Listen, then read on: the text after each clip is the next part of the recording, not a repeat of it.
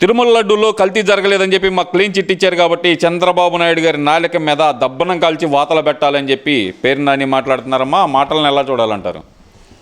మీకేమన్నా కళ్ళు లేవా? పేర్ని నాని గారు క్లీన్ చిట్ ఇచ్చింది ఏమని ఇచ్చారు అంటే అది అసలు దాంట్లో నెయ్యే లేదని ఇచ్చారు. మీరేంది కల్తీ జరగలేదని చెప్తున్నారు, కానీ అందులో అసలు నెయ్యే లేదు. అసలు నెయ్యి లేకుండా లడ్డు ఎలా తయారు చేశారనేది మా సందేహం. ఆ కోర్టులో ఏమిచ్చారో అది మొత్తం కూడా ప్రజలకు చూపించి అప్పుడు మాట్లాడండి, మీరు బాగుంటుంది. అంతేగాని క్లీన్ చిట్ ఇచ్చారు, చంద్రబాబు నాయుడు గారి మీద దాడి చేయాలి, ఇవన్నీ కాదండి. అసలు నెయ్యి లేకుండా, ఆవు లేకుండా, పాలు లేకుండా తయారు చేశారు మీరు లడ్డూని. అంటే పామాయిలు, ఏదో యూరియాలు, అంటే ఎవరి ప్రాణాలతోటి చెలగాటం ఆడాలని చేశారు మీరు. ఎవరి ప్రాణాలతో చెలగాటం ఆడతారు? ప్రజల ప్రాణాలతో చెలగాటం ఆడతారా? ఆ విషపూరితమైన ఆహారం మొత్తం భక్తులకి తినిపించి భక్తుల ఆరోగ్యాల్ని పాడు చేసి ఏం చేయాలనుకుంటున్నారు మీరు? మిమ్మల్ని ప్రజలు అందుకే మిమ్మల్ని 11కి పగడగొట్టారు. ఇప్పుడు మాట్లాడే మాటలను బట్టి అసలు జీరోకి చేసే రోజులు కూడా దగ్గర ఉన్నాయి మీకు. అంటే ఇక్కడ ఎందుకనంటారు? నిజంగానే క్లీన్ చిట్ ఇచ్చేసిందని మరి పేరు నాని కానీ లేదంటే వాళ్ళ నాయకులందరూ కానీ ఇదే మాట చెబుతున్నారమ్మా. క్లీన్ చిట్ ఇచ్చేసింది. నిజంగానే ఆ రిపోర్ట్లో మొత్తం అసలు ఏమి లేదనే వచ్చింది అనుకోవాలంటారా? ఆ రిపోర్ట్లో ఏమొచ్చిందంటే అసలు అది వాడింది నెయ్యి కాదు, అంటే ఏదో కెమికల్ ఆయిల్ కలిపిన పదార్థం వాడారని చెప్పేసి దాంట్లో వచ్చిందనమాట.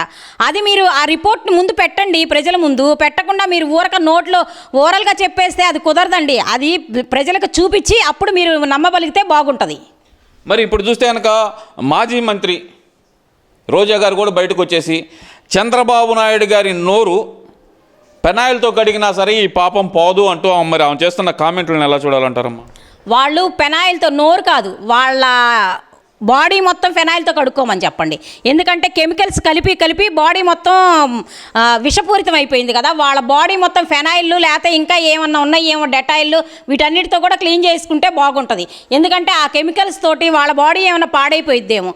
అసలుకి అంటానికి ఆమెకి ఎలా నోరు వస్తుందో, అంతకుముందు ఎన్నెన్ని చేశారో ఆ రోజున మీడియా ముందుకు వచ్చి ఒక మాట కూడా మాట్లాడింది ఈ రోజా గారు. ఈరోజు ఎట్లా పడితే అట్లా అంటే అది నోరో తాటి మట్ట కూడా అర్థం కావట్లేదు అనమాట. ఆ రకంగా మాట్లాడుతుంది. ఆమెకు అసలు నిజంగా ఆమె అసలు రాజకీయ నాయకురాలుగా పనికి వస్తుందని చెప్పి ఎవరు అనుకోరు కూడా. ఆమెదేంటంటే ఒక వల్గర్ రాజకీయం అనమాట. అసలు ఆమెను ఎవరు లెక్క చెయ్యట్లేదు కాబట్టి పొద్దాకలు నేనున్నానంటూ మీడియా ముందుకు వచ్చి ఏదేదో పిచ్చి వాగుతూ ఉంటుంది. ఆమెను అసలు పట్టించుకోవాల్సిన అవసరం ఏమీ లేదు. అంటే ఎందుకని అంటారు ఈ రెచ్చగొట్టే వ్యాఖ్యలు? అలాగే చూస్తే కనుక ఈ రెచ్చగొట్టడం, నోటికి వచ్చినట్టు నోటికి రాని భాష మాట్లాడటం ఈ వైసీపీ నాయకులు నోటి వెంబట ఎలా చూడాలంటారమ్మా? అసల వాళ్ళ పద్ధతి ఏంటి, ఫస్ట్ నుంచి కూడా వైఖరే వ్యతిరేక వైఖరి అనమాట. అసలు వాళ్ళు రావటమే కూల్చటంతో వచ్చారు. అదేనో రివర్స్ ట్రెండ్ అంటూ అంటే పాజిటివ్గా ఉన్నదాన్ని నెగిటివ్ చేయటమే వాళ్ళ యొక్క ముఖ్య ఉద్దేశం. వాళ్ళు చేసేదంతా నెగిటివ్ అనమాట. కాబట్టి వాళ్ళని ప్రజలు కూడా లెక్క చేయటానికి లేరు. వాళ్ళని ఇంకా భూస్థాపితం అసలుకి ఇప్పుడు ఏదో కొంచెం అంటే వాళ్ళు ఏదన్నా కొంతమంది అయినా సరే మా పార్టీ ఉందని జనాల ముందుకు వచ్చే ఇదన్నా ఉంటుంది. నెక్స్ట్ అసలుకి అది కూడా లేకుండా పోయిద్ది అనమాట. మరి ఇక్కడ చూస్తే కనుక ఇదే విషయం మీద మాట్లాడటానికి లక్ష్మీ పార్వతి గారు కూడా వచ్చి ప్రపంచంలోనే డర్టీయెస్ట్ పొలిటీషియన్ మధ్య చంద్రబాబు నాయుడు గారు, ఇది చెప్పుకోవడానికి నాకు సిగ్గేస్తుంది అంటూ, మా అల్లుడు అని చెప్పుకోవడానికి సిగ్గేస్తుంది అంటూ ఆమె మాట్లాడిన మాటలను ఎలా చూడాలమ్మా? అసలు ఆమెని చూడటానికి అసలు ప్రపంచంలోనే డర్టీయెస్ట్ ఫేస్ ఏదే అంటే లక్ష్మీ పార్వతి అని చెప్పుకోవాలి. అసలు ఎన్టీఆర్ని మోసం చేసి ఏ రకంగా ఆ వయసులో ఆయన్ని ముగ్గులోకి దింపి వచ్చి ప్రజల్ని నమ్మకబలికి పార్టీ మొత్తం వశం చేసుకోవాలనుకుంది. అది చంద్రబాబు నాయుడు గారి తెలివితేటలతోటి ఆమెని ఖండించి అది ఎలాగ లైన్లో గాడిలో పెట్టాడో జనాలందరికీ తెలుసు. అది ఆమె చేతికి రాలేదని చెప్పేసి ఇప్పుడు అల్లుడు అనుకో, నువ్వు పక్కన కూర్చో, అయ్యా నేను కూడా కొంచెం ఏదో ఒకటి నాకు ఇవ్వు అని చెప్పి బతిలాడుకొని తీసుకోవాలి. నువ్వు ఆ పార్టీకి సంబంధించిన దానివైతే నువ్వు వ్యతిరేక పార్టీలోకి వెళ్ళి నీ ఇష్టం వచ్చినట్టు మాట్లాడితే జనాలు ఏమన్నీ హర్షించరమ్మా. నువ్వు జాగ్రత్తగా ఉండు. నిన్న అసలుకి ఎవ్వరూ కూడా పాజిటివ్గా యాక్సెప్ట్ చెయ్యట్లేదు. నిన్నందరూ కూడా ఆఖరికి మీ పార్టీలో వాళ్ళు కూడా యాక్సెప్ట్ చెయ్యరు. మిమ్మల్ని అంతా కూడా వ్యతిరేకంగానే చూస్తారు. మీరు అసలు మాట్లాడాల్సిన అవసరం ఏమీ లేదు. మరి వాళ్ళేంటమ్మా మరి ఇప్పుడు చూస్తే కనుక వాళ్ళు సంప్రోక్షణ కార్యక్రమాలు చేస్తున్నారు గుళ్ళ దగ్గర. పాప ఏది వాళ్ళంటే నిందా పరిహార హోమాలు ఇలా చేస్తున్నారు కదా మరి వైసీపీ నాయకులు, దాన్ని ఎలా చూడాలంటారు? నిందా పరిహారం ఇప్పుడు మేము కూడా చేయబోతున్నాం. ఏంటి అదే కెమికల్ పరిహార ఇవి చేస్తాం అన్నమాట. అంటే మన టెంపుల్స్ మొత్తం కూడా కెమికల్ విషపూరితంగా అయిపోయింది కదా, ఆ విషపూరితాన్ని మేము క్లీన్ చేయడానికి మేము కూడా పసుపు నీళ్ళతోటి క్లీన్ చేసే కార్యక్రమం మేము కూడా పెడతాం అనమాట. వీళ్ళంతా కూడా ఏంటంటే ఏదో ప్రజల్లో ఉండాలి, వాళ్ళు చేసినప్పుడేమో సంసారం, ఎదుటోళ్ళు చేస్తేనే వ్యభిచారం అనమాట. అంతా వీళ్ళ ధోరణి కూడా అలాగే ఉంటుంది. వాళ్ళని ఎవ్వరూ కూడా ఎన్ని చేసినా కానీ మీరు మీడియా వరకు పరిమితమే కానీ మీరు బయట ప్రజలు హర్షించే విధంగా లేవన్నమాట వాళ్ళు చేసే పనులు. మరి ఎందువల్ల అంటారా మీరు రెచ్చగొట్టే వ్యాఖ్యలు? ఇప్పుడు అంబటి రాంబాబు గారిని కూడా చూసాం, ఆయన నోటికి వచ్చినట్టు చంద్రబాబు నాయుడు గారిని కానీ ఏదేదో మాట్లాడుతున్నారు. ఆయన ఎందువల్ల అనుకోవచ్చు అంటారు? ఎందుకంటే వాళ్ళకి ఎట్లాగూ ప్రజల్లో ఆదరణ లేదండి. ఏదో ఒక మీడియా ముందుకు ఏదో ఒకటి మాట్లాడితేనే కదా వాళ్ళకి ఏదో ఉంది అనుకోవటానికి.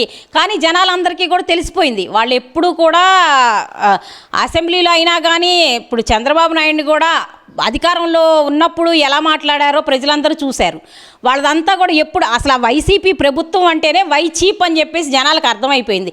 ఈ చీప్ ఇవన్నీ కూడా ప్రవర్తిస్తూ ఉంటారనమాట. వాళ్ళని అసలు లెక్క చేయాల్సిన అవసరం లేదు నా ఉద్దేశం ప్రకారం. మరి ఇప్పుడు చూస్తే కనుక ఆంధ్రప్రదేశ్లో ఆటవిక రాజ్యం వెళ్తుంది అని చెప్పి మరి జగన్మోహన్ రెడ్డి గారే చెప్తున్నారు కదమ్మా, మరి దాన్ని ఎలా చూడాలంటారు? ఆటవిక రాజ్యం చేసింది వాళ్ళండి.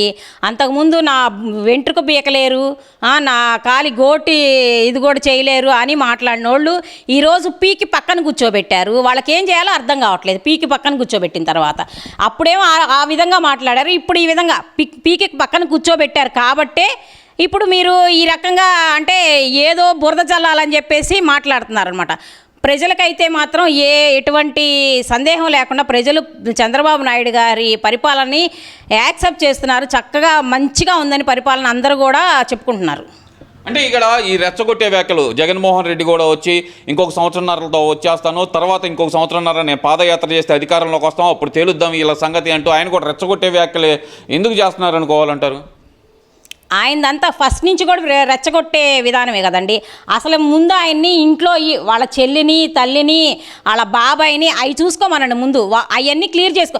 5 సంవత్సరాలు అధికారంలో ఉంటే కనీసం బాబాయిని ఎవరు హత్య చేశారో వాళ్ళని బయట పెట్టలేకపోయాడు జగన్మోహన్ రెడ్డి. ఇవాళ నువ్వు చంద్రబాబు నాయుడిని నువ్వు మాట్లాడటానికి నీకు అర్హత ఎక్కడుంది జగన్మోహన్ రెడ్డి? నువ్వు అసలు వేస్ట్ ముఖ్యమంత్రిలో ప్రపంచవ్యాప్తంగానే వేస్ట్ ముఖ్యమంత్రి ఎవరు అంటే జగన్మోహన్ రెడ్డి అని చెప్పొచ్చు అనమాట. అది ఉదాహరణ అంటే ఇంకా 1 టైం ముఖ్యమంత్రి అని కూడా చెప్పొచ్చు. ఇంకా అసలు ఆయన అధికారంలోకి రాడు, జనాలకు కూడా అసలుకి ఎవ్వరూ ఇష్టపడట్లేదు అనమాట.